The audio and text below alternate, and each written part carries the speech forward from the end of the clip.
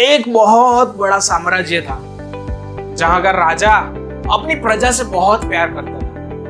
वो हर कदम जो भी सोचता, उनका हर एक कदम वो प्रजा की सुख सुविधा को बढ़ाने के लिए ही होता था। वो राजा हर बार सोचता तो यही सोचता कि मेरे नगर में सारे लोग खुश कैसे रहे, मेरे नगर में सारे लोगों की सुख सुविधाएं कैसे बढ़े। तो वो रिसर्च करवाता कि हर कोई खुश है या नहीं। उसने रिसर्च करवाई, तब उसको बेसिक चीजें पता चली, रोटी, कपड़ा और मकान। तो उसने क्या किया, अपने राजकोष से धन जो था उसका यूज करके उनको पहले अपने नगर के सारे लोगों को कपड़े उनके अच्छे हो, हर किसी को कपड़ा मिले, उसकी सगवड़ कर दी। उसके बाद फिर से रिसर्च करवाई तो पता चला कि कपड़ा मिलने के बाद भी हर कोई खुश नहीं है। उसके बाद उन्होंने क्या किया, तो रोटी, खाना जो था, हर किसी को अच्छा खाना मिले, अच्छा खाना, उसके लिए उसने अपना राजकोष निकाला और अपनी प्रजा को सुख सुविधा बढ़ाने के लिए उसका यूज किया। उसके बाद फिर से रिसर्च करी, पर फिर भी आज भी पता चला कि हर कोई खुश नहीं है। अब उसने क्या किया, तो अब उसने एक और चीज बाकी थी, उसके लिए अपना राजकोष निकाला। इसमें बहुत ज्यादा उसका इस्तेमाल होने वाला था, पर फिर भी उन्होंने यूज किया। क्यों? क्योंकि वो अपनी प्रजा का सुख चाहता था, उनकी प्रजा की खुशी चाहता था।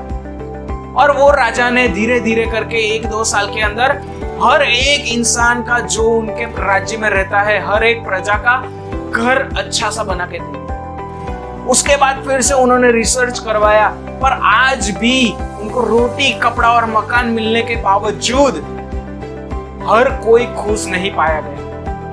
अब वो करे तो क्या करे। उसके बाद उन्होंने बहुत सारे प्रयत्न किए, उनकी सुख सुविधा को बढ़ाने के लिए उनका राजकोष यूज किया, पर फिर भी आज भी हर एक इंसान उनकी राज्य का खुश नहीं था। हर एक मनुष्य की उनके तलाश करी, पर हर कोई खुश नहीं रह पाया था। अब करे तो क्या करे। वो जब कंफ्यूजन में थे, चिंता में थे, सोच रहे थे क्या करे, तब उनको एक न्यूज मिली कि नजदीक के जंगल में ही एक बहुत बड़े महात्मा, एक ऋषि आए हैं। तब वो जल्दी से भागे और वो अपने प्रॉब्लम का सॉल्यूशन निकालने के लिए उनको मिले। जब उनको मिले तो उन्होंने बात करी, वो राजा ने बात करी कि हे महात्मा, मैं अपनी प्रजा का हर कदम सुखी चाहता हूँ। मैं अपने राजकोष का एक एक धन उनके सुख के लिए यूज करना चाहता हूँ, और फिर भी मैंने बहुत सारे कदम उठाए, पर फिर भी हर कोई खुश नहीं रह पा रहा है। अब क्या करूं, मुझे समझ में ही नहीं आ रहा है। मुझे जब पता चला कि आप यहाँ पर आ रहे हो, तो मैं दौड़े दौड़े आपके पास आया कि मुझे कोई समाधान मिलेगा। अब ऋषि ने क्या बोला, ऋषि को तुरंत पता चल गया कि राजा क्या बताना चाहते हैं, उन्होंने क्या क्या किया। पर फिर भी ऋषि ने पूछा कि आपके नगर में आप किनकी खुशी चाहते हो? वो कौन है? बोलते हैं मेरी प्रजा, वो मनुष्य है। ऋषि ने आखिर में बताया कि वो मनुष्य है और उनकी जो इच्छा होगी तभी वो खुश रहेंगे। राजा बोल रहा है, अरे महात्मा, मैंने उन्हीं की जो इच्छा थी वो ही पूरी करी। उनकी इच्छा थी कि मुझे अच्छा खाना मिले, अच्छे कपड़े मिले, अच्छा रहना मिले। मैंने वो उनकी इच्छा पूरी करी। जो मैंने ही वो रिसर्च करवाया था, उनके थ्रू ही मैंने जाना था कि उनको यही चाहिए। महात्मा बोल रहे हैं, अरे हे महाराज, मैं आपको ये नहीं बता रहा हूं, आप समझिए मेरी ये बात को, ये बहुत गहरी बात है। अगर ये आपने समझ लिया तो आप क्या अपनी आने वाली कितनी भी पीढ़ियों को आप खुशी दे सकते हो।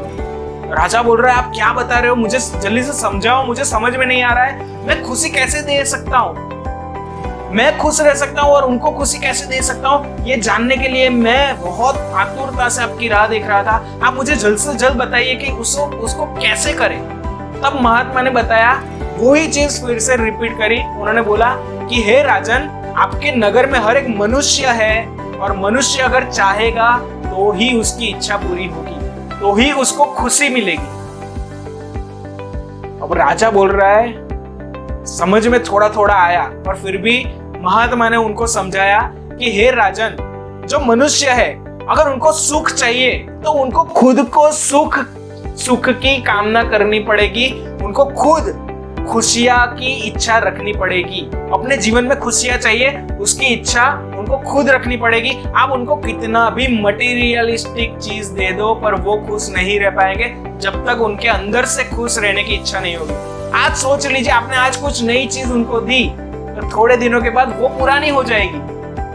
आज अगर कोई फैसिलिटी दी, उसके बाद वो फैसिलिटी से यूजुअल हो जाएंगे, तो वो उनकी खुशी उसके बाद चली जाएगी। क्यों ऐसा होता है कि नई चीज आती है तो इंसान खुश खुश रहता है और उसके बाद वही चीज उसमें क्या है?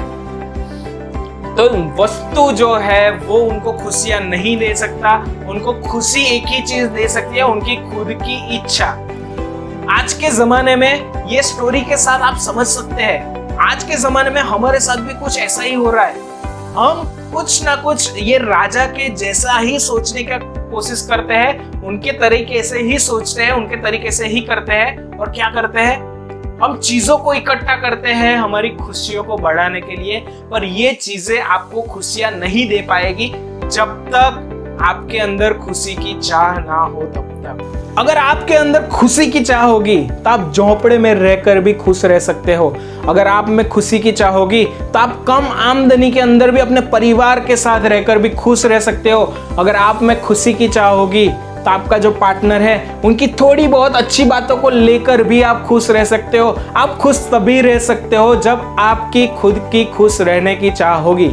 तो इसी के साथ मैं ABHISH के अभिषेक पारेख, मैं आपसे अलविदा लेता हूं और यही बताना चाहता था कि इंसान, मनुष्य की खुशी की चाबी उन्हीं के पास है, ना कि कोई वस्तुओं के पास। तो खुश रहिए, खुशियां बांटते रहिए। मिलते हैं एक छोटे से ब्रेक के बाद। अभिषेक पारेख साइनिंग ऑफ।